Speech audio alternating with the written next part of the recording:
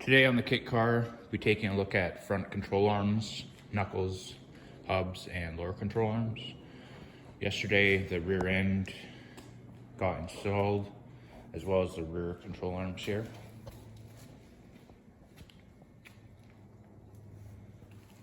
So there's a lower, two uppers, there's a coilover to hold the ride height, and then there's an extra shock. Now just need the axles installed, as well as the motor and trans, and then the drive shaft.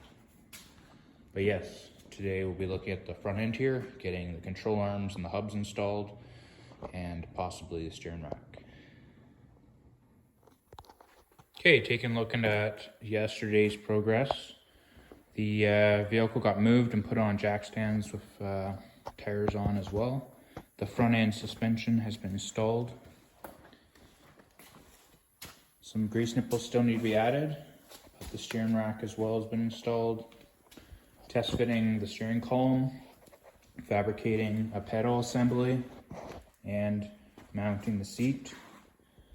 As pedals are a little bit tight under there, but everything should fit, and the steering wheel fits on nicely.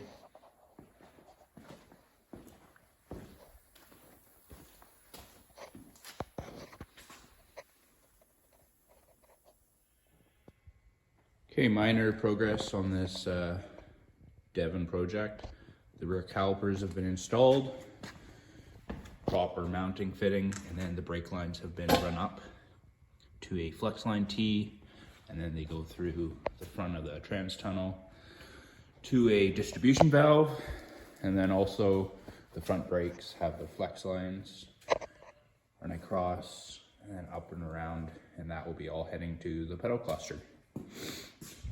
As well as the seat has been lightly fabricated a seat mount, and that is where it's going to sit, and just needs some upholstery.